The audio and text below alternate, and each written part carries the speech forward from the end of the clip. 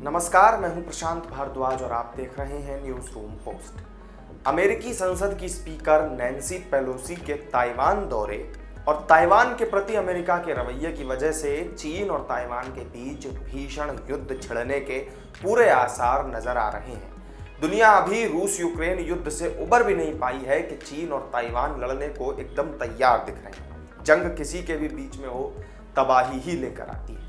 चीन और ताइवान के बीच भी अगर जंग हुई तो इसका खामियाजा केवल इन दो देशों को ही नहीं बल्कि भारत समेत इनके तमाम पड़ोसियों और पूरे दक्षिण एशिया को भुगतना पड़ेगा। लेकिन इस वीडियो में हम ज्यादा दूर नहीं जाकर बात अपने देश भारत की करेंगे कि आखिर भारत को इस जंग से क्या नुकसान झेलने पड़ सकते हैं। चीन और ताइवान इलेक्ट्रॉनिक्स और सेमीकंडक्टर के निर्माण में सबसे बड़ी हिस्सेदारी रखने वाले देश हैं। चीन के साथ साथ कुछ साल से जारी तनातनी के बीच भारत ताइवान को इस मामले में विकल्प के तौर पर देख रहा है। ऐसे में अगर युद्ध होता है तो भारत के स्मार्टफोन और गैजेट इंडस्ट्री पर इसका सबसे ज्यादा असर होगा। ये कहना बिल्कुल अतिशयोक्ति नहीं है कि भारत का स्मार्टफोन और गैजेट कारोबार इन्हीं दोनों देशों पर टिका हुआ है जो युद्ध की वजह से बर्बाद हो सकता है। कमोडिटी एक्सपर्ट और केडिया एडवाइजरी के डायरेक्टर अजय केडिया के मुताबिक अगर पूरी दुनिया को इलेक्ट्रॉनिक डिवाइस मान लिया जाए तो ताइवान उसका सेमीकंडक्टर है। साल 2020 के सेमीकंडक्टर इंडस्ट्री एसोसिएशन के आंकड़े ये बताते हैं कि ताइवान कुल ग्लोबल उत्पादन का 63% सेमीकंडक्टर अकेले बनाता है। इसके बाद दक्षिण कोरिया 18% और चीन 6% के नंबर पर है। केंद्र की मोदी सरकार ने प्रोडक्शन लिंक्ड इंसेंटिव स्कीम के जरिए सेमीकंडक्टर के उत्पादन के लिए 75,000 करोड़ रुपए देने की बात कही है, लेकिन इसका असर अभी दिखने में थोड़ा समय लगेगा। मौजूदा हालात में अगर देखें तो हम अपनी जरूरत का 90% सेमीकंडक्टर चीन और ताइवान से मंगवाते हैं। इसमें भी ज्यादा हिस्सा ताइवान का होता है। साल 2020 में भारत ने 17.1 अरब डॉलर का सेमीकंडक्टर इस्तेमाल किया, जो 2027 तक बढ़कर 92.3 अरब डॉलर तक पहुंच जाएगा। सालाना 27% से भी ज्यादा की बढ़ोतरी इसमें हो रही है।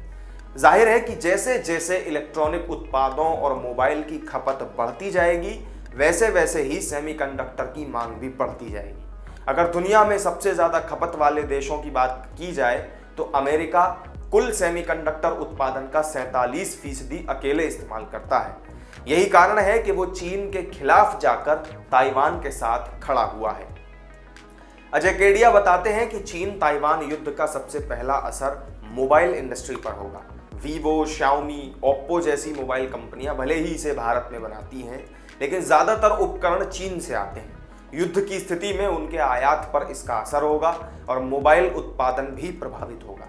इसके अलावा गैजेट्स और इलेक्ट्रॉनिक आइटम्स पर भी इसका बुरा असर पड़ेगा।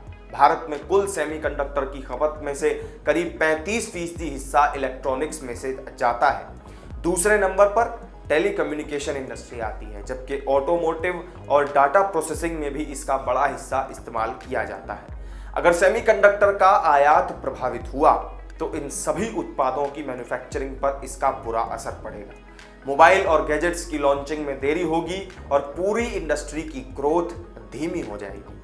Confederation of all India traders association के महासचिव प्रवीण खंडेलवाल ने बताया कि चीन के साथ सैन्य तनाव को देखते हुए भारत अपनी व्यापार रणनीति में बदलाव कर रहा है। अभी तक हम जिन चीजों के लिए चीन पर निर्भर हुआ करते थे, ताइवान अब उन चीजों का विकल्प हमारे लिए बनता जा रहा है।